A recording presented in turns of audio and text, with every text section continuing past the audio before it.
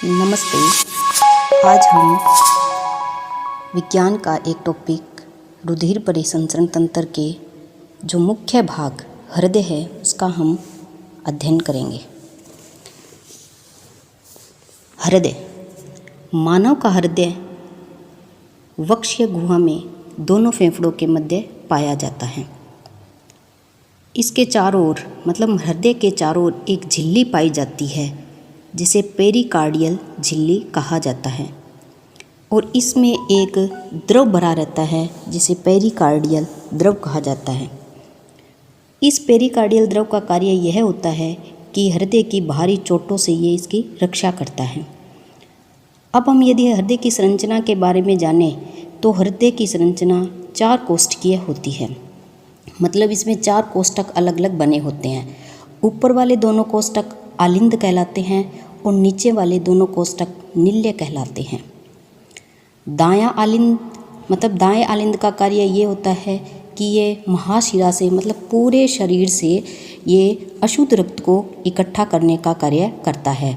अर्थात पूरे शरीर से अशुद्ध रक्त है वो दाएं आलिंद में आ जाता है तथा बायां आलिंद फुफ्फुसीय शिरा से रक्त प्राप्त करता है। अर्थात फुफ्फुस से जो शिरा आ रही है उससे वो रक्त प्राप्त करता है। आलिंद से नीले में रुधिर छिद्र द्वारा पहुंचता है। अर्थात आलिंद और नीले के बीच में छिद्र पाए जाते हैं जिन्हें कपाट कहा जाता है। इन कपाटों का कार्य ये होता है कि ये जैसे आलिंद से नीले में तो रक्त को आने देते हैं लेकिन वापस ये नीले से आलिंद में रक्त को नहीं जाने देते हैं। दाएं आलिंद से रुधिर फुफ्फुसीय धमनी द्वारा फेफड़ों तक जाता है जबकि बाएं नीले से महाधमनी द्वारा शरीर के विभिन्न अंगों तक रुधिर को लाया जाता है। महाधमनियों के उद्गम स्थल पर एक अर्धचंद्राकार कपाट होता है जो रुधिर को नीले से केवल महाधमनियों में तो जाने देता है।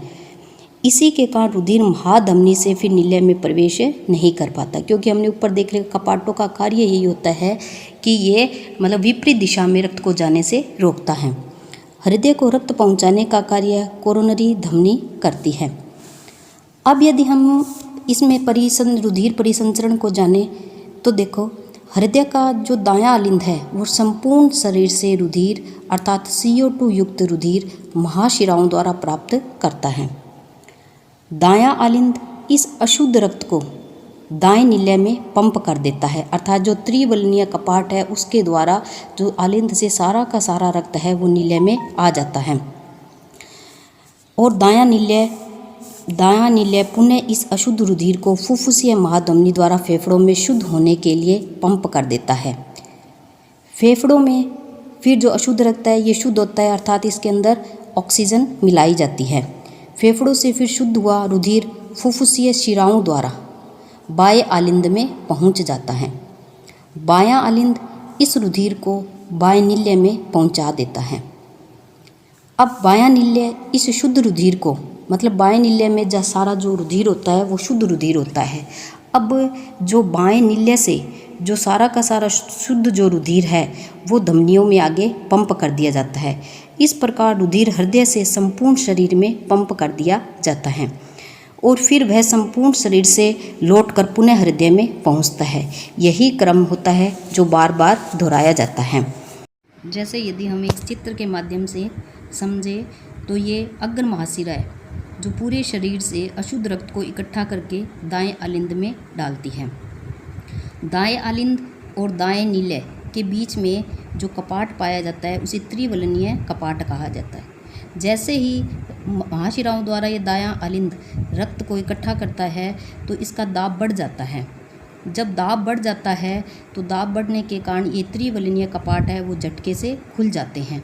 खुलने के बाद दाएं आलिंद से सारा का सारा जो रक्त है वो दाएं नीले में आ जाता है और कपाट उसी समय बंद हो जाते हैं क्योंकि कपाटों का कार्य यही है कि भी ये दाएं आलिंद से दाएं नीले में तो रक्त को आने देते हैं लेकिन यहाँ से रक्त को वापस यहाँ नहीं जाने देते हैं।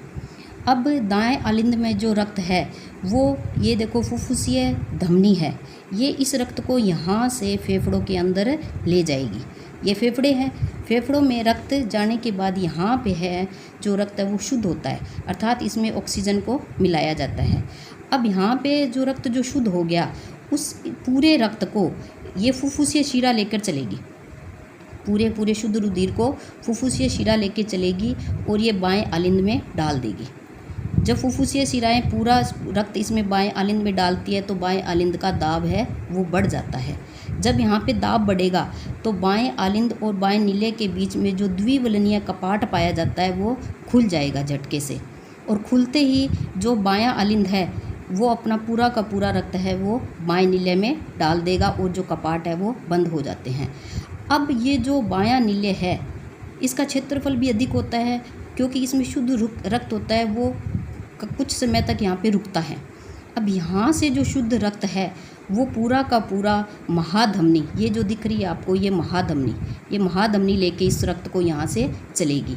अब ये इस महाधमनी से छोटी छोटी अनेक कई धमनियाँ निकलती है जो शरीर के अलग अलग अंगों तक जाती है।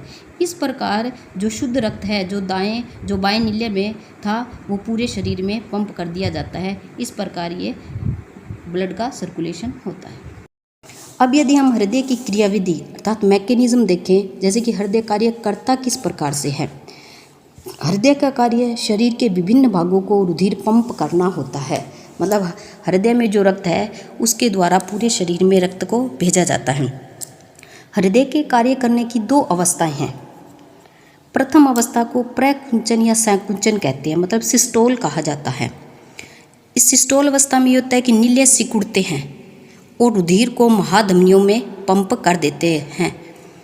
द्वितीय अवस्था को अनुस्थितलन कहते हैं, मतलब डायस्टोल कहा जाता है, जिसमें नीले फैलते हैं और आलिंद से रक्त प्राप्त करते हैं। हृदय के संकुचन एवं स्थिलन को सम्मिलित रूप से हम हृदय की धड़कन कहते हैं। एक सामान्य या स्वस्थ मनुष्य का हृदय विश्राम की अवस्था में मतलब औसतन 1 मिनट में 72 बार धड़कता है। ये सामान्य ऐसी बात है, भी हम कहते भी हृदय 1 मिनट में 72 बार धड़कता है।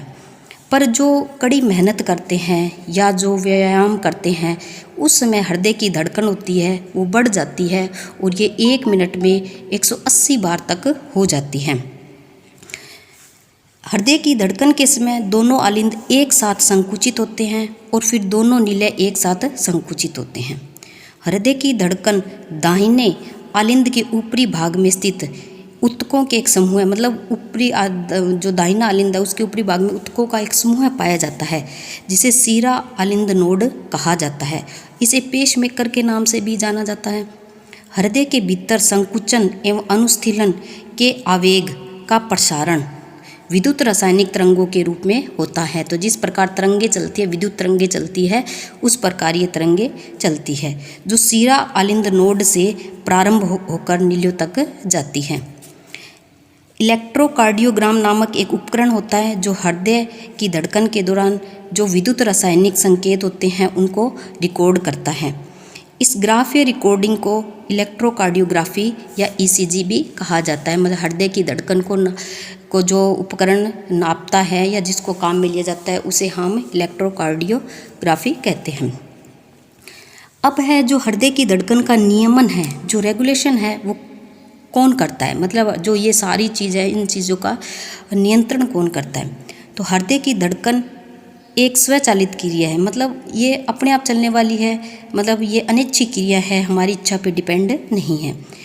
जो सीरा आलिंद नोड से प्रारंभ होती है, ऊपर हमने पढ़ ही लिया है कि दाहिने आलिंद पर एक उत्तकों का एक समूह पाया जाता है जिसे सीरा आलिंद नोड कहते हैं। वहाँ से ये हृदय की धड़कन शुरू होती है।